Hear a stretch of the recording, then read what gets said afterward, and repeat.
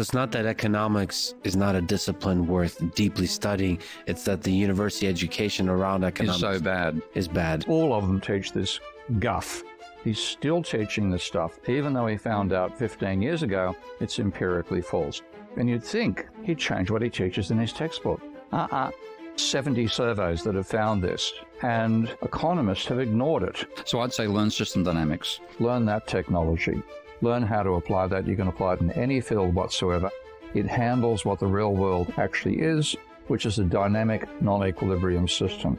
The influential contrarian economist, Steve Keen. Brilliant economist that criticizes much of modern economics. The research fellow at the Institute for Strategy, Resilience and Security at University College in London. He is someone that each and every one of us has to listen to, whether we agree or disagree. Here's Steve Keen.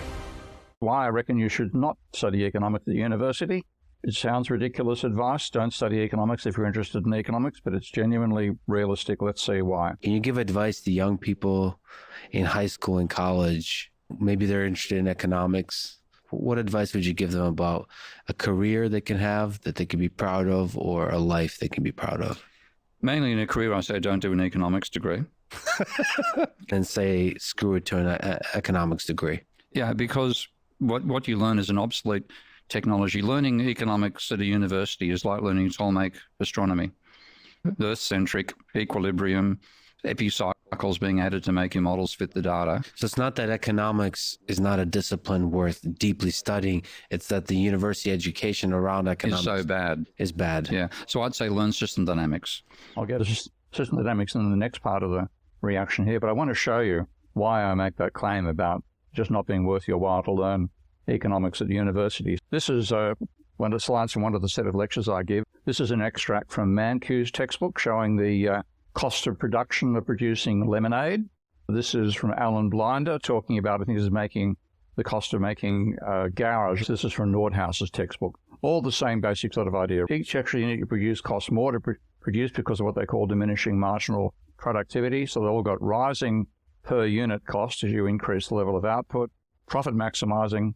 That's enough just to see what they'll teach. All of them teach this guff. And why is it guff? Because if you actually go and take a look at what firms tell you, they tell you this is their cost structure. They say they have constant per unit costs, in fact, often falling per unit cost.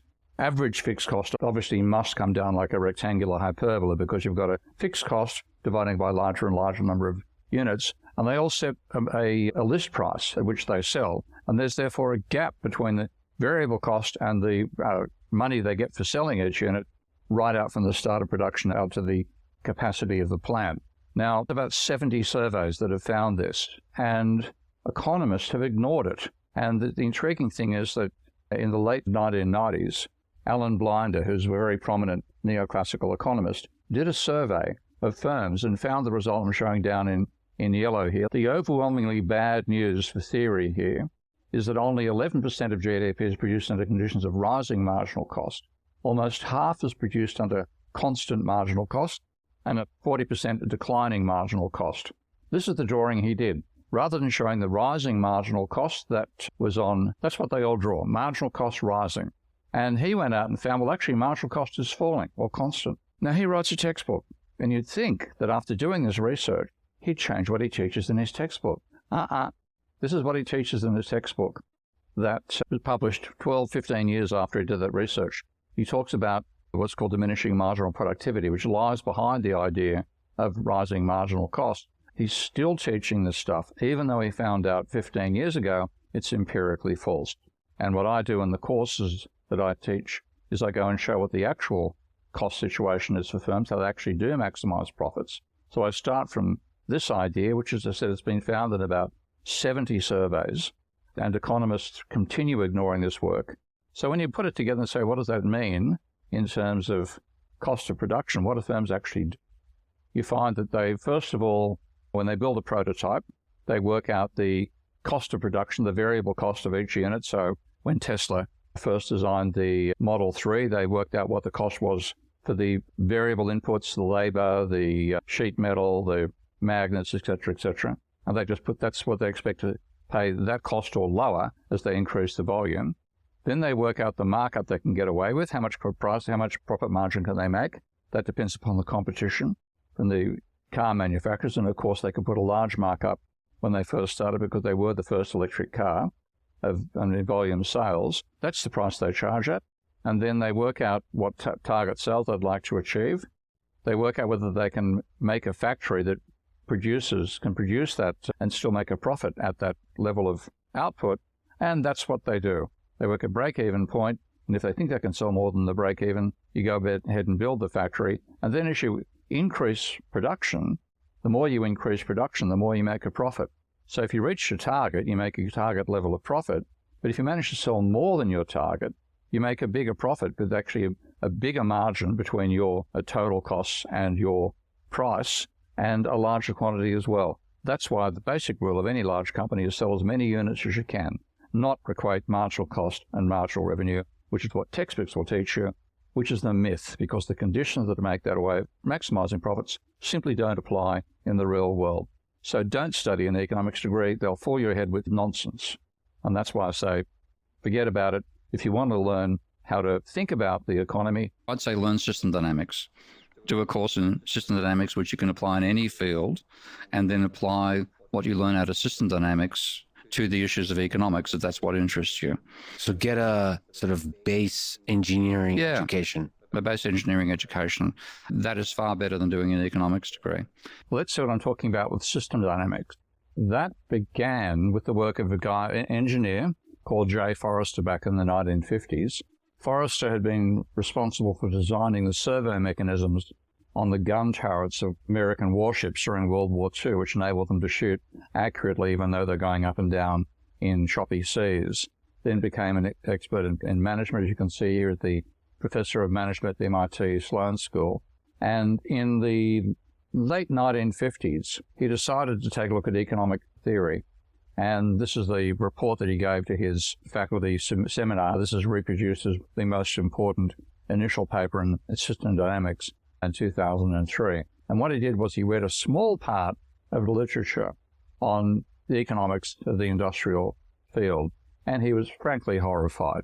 One of the striking shortcomings is their failure to reflect adequate structural form of regenerative loops, feedbacks that occur, the flow of models, money, materials, etc. This has to be shown as a set of cycles. And he says they don't do it. Instead, they use algebraic equations. So the present models neglect the flows of money, goods, information, and labor. He carries on a bit further here and says they use linear equations when the essential features of the model, of the system that are being modeled are nonlinear. They might be suitable for long-range prediction, but they use them for short run. And this is the crucial point here. The models are formulated in terms of systems of simultaneous algebraic equations. These impress me as being particularly unsuited to the kind of behavior being studied. Now, these are models in the 50s. What he said back then is even more true of what models are done today by neoclassical economists. Again, this is very often the model and its results are judged by the logic with which it's derived over its founding assumptions, whereas the failures probably lie in those assumptions, so on and so forth. Now, he's castigating neoclassical economics, but if you go back in time and take a look at the founders of neoclassical economics, you'll find that they were actually aware of the sorts of issues that Forrester raised almost a century later. So let's have a look at this. We must carefully distinguish between the statics and dynamics of the subject. The real condition of industry is one of perpetual motion and change. If we wish to have a complete solution of the problem in all its natural complexity, we should have to treat it as a problem of motion, a problem of dynamics. But it would surely be absurd, and this is unfortunately where it all went wrong, it would surely be absurd to attempt a more difficult question when the more easy one is yet so imperfectly within our grasp. In other words, Jevons, and this is quoting from Jevons' theory of political economy, saw working with algebraic equations and equilibrium and so on as a stopgap until the methods to do dynamic analysis were developed, which of course happened about a century later. And Forrester played a major role in doing that. Now, all sorts of reasons, which if you join me in my courses, as to why this happened. But over time, the vision of the economy as a short gap, a clud necessary to make analysis possible before we had the tools to handle dynamics, instead it became seen as a fundamental defining characteristic of capitalism. The economic model adheres strictly to the importance of equilibrium as the part of any theory, and this is seen as being scientific behavior. As in the physical sciences, equilibrium is a central concept in economics. Virtually all economic theories have a primary desiderata that the behavior described must be consistent with some notion of equilibrium. It's naive, best way to describe it. This is by Ed Lazaire, who, actually quite a nice guy. I met him about 15 years ago over in Australia after the financial crisis, during which he'd been Bush's chief economic advisor, telling him everything was going to be hunky-dory, and then the whole world fell apart around him. So he realized there was something wrong with his thinking, but it was too late. That's what he was locked into believing. Notice the title of the paper, Economic Imperialism. This is a paper commissioned by the Quarterly Journal of Economics, which is the dominant journal in the discipline and completely dominated by neoclassical thought. And it was his responsibility to write a survey of where economics was in 2000, looking forward, and aren't we a great science, etc. Now, this fantasy that equilibrium is a way to describe capitalism is something which has dominated neoclassical economics ever since Jevons's comments, unfortunately. And occasionally economists get a wake-up call when they take their own ideas too seriously. And this is Irving Fisher, who was the leading neoclassical mathematical economist before the Great Depression. And then in the Great Depression, in the Great Crash, he was wiped out by the stock market crash. And then he looked back and said, what led me astray? And this is his fabulous paper called The Debt Deflation Theory of Great Depressions. And the most important thing he realized was you should not realize about the economy as if it's an equilibrium. So this is a set of points he made in that paper. We may tentatively assume that almost all variables tend in a general way towards a stable equilibrium. So still that idea. But the exact equilibrium thus sought is seldom reached and never long maintained. New disturbances are sure to occur, so that in actual fact any variable is almost always above or below the ideal equilibrium. And then he says, it is as absurd to assume that the variables in the economic organization will stay put in perfect equilibrium as to assume that the Atlantic Ocean can never be without a wave. Now, that's what we should be understanding, and that's what J. Forrester realized. And then a few years after he wrote that paper, he started to develop the methods for system dynamics, which involve the capacity to model dynamic systems properly. And he was commissioned to investigate why a particular manufacturing company found it had cycles in its manufacturing system. And he found out it was actually a question of all the time lags, delays, and feedbacks involved in going from initially deciding to produce a product through to marketing, through to the sales, and then its effect upon other elements of the system and so on. So Forrester then commissioned the writing of the very first system dynamics program, which is called SIMPLE, which stands for Simulation of Industrial Management Problems with Lots of Equations. Very clever acronym. And so that's where you went from that. Ultimately, the software called VenSim or Stella took over the field. And this is what people learn when they learn system dynamics today. Now, having spent 20 years of my life working in the computer industry, I regarded this as a very old-fashioned and kludgy user interface. And if you just take a look at the arrows going everywhere on this system, capital, etc., there are no equations visible there. And if you want to see the equations, you have to click on this tool and then point at what you're looking at, and you get a box that comes up, and there's your equation. So the rate of change, or capital, is the integral of capital investment minus capital depreciation. And all the equations are like that. So if I take a look at the one for a fraction in agriculture, they're all text-written equations, very much like what you put in a standard computer modeling program, putting in Python or that sort of thing. So I never particularly, even though I liked the concept, I never liked the technology that was used to do system dynamics. So I designed a program called Minsky, which is now called Ravel. The major idea was to make the equations visible on the canvas itself. You don't have to click inside a box. You see them straight away. So this very simple model here has output divided by an output-labor ratio is labor, divided by population is the employment rate, wage, the rate of change of wages is here, etc., etc. So the equations are all visible. And if I simulate this model, which I'll just quickly start doing now, you see the simulation running live. You don't see a static result of the model later. And that is what I teach in my courses. And the thing which is unique about Minsky, the reason Ravel, now we call it, that I designed it in the first place, is because it was incredibly hard to use this flowchart paradigm to model the monetary system. Now, what do accountants use? They use double-entry bookkeeping.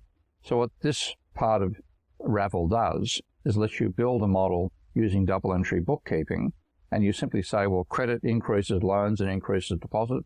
Interest payments go from deposits to the bank spend back onto the customers. There's not a single differential equation in sight there, but they're all being generated by the program in the background. And then you can run a model like this, and you can see what happens to have a boost to credit or a fall in credit and so on. You can use it as a control panel. And it's not just usable for economics. I think that's where it's most important. You can simulate any system at all. So this is what's called a Lorenz strange attractor. This was the very first chaotic model discovered, or the second model, but the first one simulated, done by meteorologist Edward Lorenz in the mid-1960s. And what he got out of it was he expected to see an unstable system, but the nature of the dynamics was a complete surprise to him. And this now is the sort of modeling that is at the basis of all the weather forecasting we see these days. There's much more to weather forecasting than just this approach. But the idea that the weather is unstable, that you have feedback effects, etc., that is commonplace in meteorological modeling. Economists haven't got the message yet. They still think they can do everything with equilibrium. So the advice is learn that technology. Learn how to apply that. You can apply it in any field whatsoever. It handles what the real world actually is, which is a dynamic non-equilibrium system. Go to university, they'll teach you about equilibrium. You might as well learn epicycles and equants. You might as well believe the Earth is the center of the universe for how relevant that is to a real economy. If you want to learn 50 years plus of real economics from me in only 7 weeks, go to apply.stevekeenfree.com. If you qualify, you can attend my lectures, ask me questions personally every week, and interact with a great group of like-minded people.